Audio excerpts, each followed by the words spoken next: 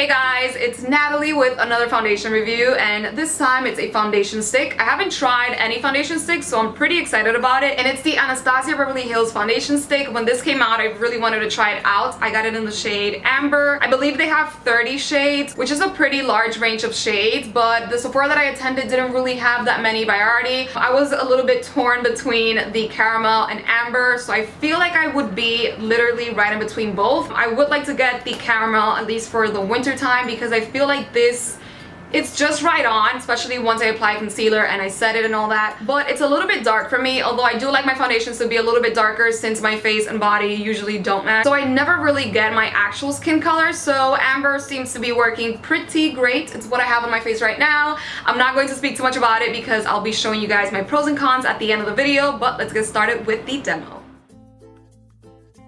Alright, so starting with primer, I'm using this one from Estee Edit. It's been one of my favorites lately. It's the Pore Vanishing Stick. It just really blurs everything and anything. Alright, so onto the foundation. I'm using Amber. I was a little bit confused when choosing the colors because I'm usually always caramel in any makeup line, but the caramel for the Anastasia Stick foundation was a little bit too light, at least like the way that I swatched it. I don't know. I kind of feel that this is going to be a little bit too dark for me. Also, I have a bunch of acne marks in my forehead. I usually always conceal it either with a naked skin concealer or a color correcting concealer. But to really know the coverage for this review, I decided not to apply any concealer. So let's just start applying it. Wow, I think, right? It looks a little bit too dark. Like it doesn't quite blend. I like my foundations darker though. Just because with concealer, you'll be able to highlight the areas that need to be a little bit lighter, but my face, like many or most people, is a lot lighter than my body, so I usually always like getting my foundation a little bit darker. So hopefully this works. This seems to be super full coverage and I haven't even started blending. Okay, doesn't look too bad, right? Okay, now let's start blending it. I'm using the new beauty blender. This is a nude one, which I'm excited for because all my beauty blenders get so dirty or like stained quickly. So this is going to be perfect. I feel like this is the perfect beauty blender color. They should have started with this one.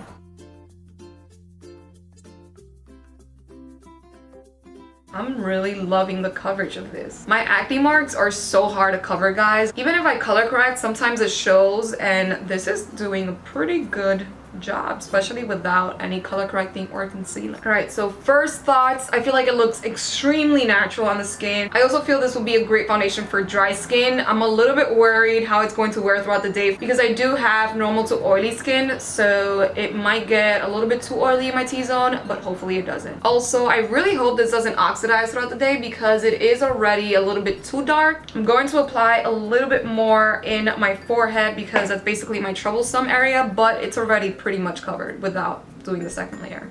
All right, it's also pretty buildable. Nice.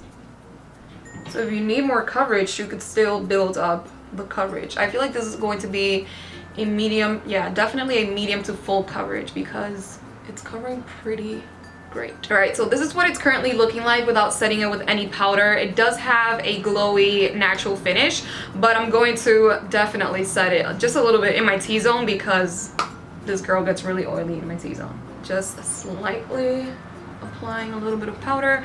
And if you're wondering, this one is the Infallible Pro Matte Powder. All right, so I just finished getting ready. Don't mind friends in the back. I was watching it while getting ready. But so far, so good, guys.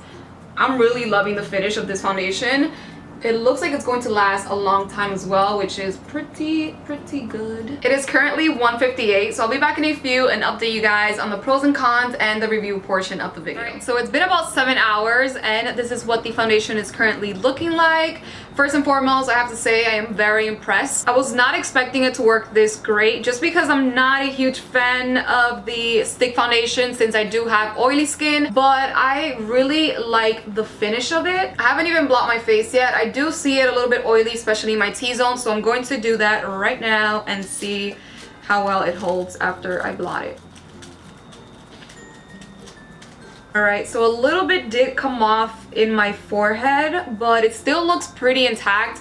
The only con I have to say is that it did break a little bit around my nose area. I usually always get this though, but aside from that, it has amazing coverage. I'd say it's a medium to full coverage and it's definitely buildable. I didn't apply any concealer under it and I had some acne marks in my forehead especially, and it did cover it pretty well. I think it's great that it has a large range of colors to choose from, but they do jump pretty far off from each other because the previous one from Amber was caramel, which like I mentioned previously, I'm usually always caramel in any foundation line or any brand you could say, but for this one, caramel was a little bit too light for me. I do feel that if I would mix this one in caramel, it would give me the perfect shade, especially if I apply caramel in my highlighting points. Not that expensive, it's only $20. The Bobbi Brown that I wanted to try, it's $50 I believe, so this is a pretty great price.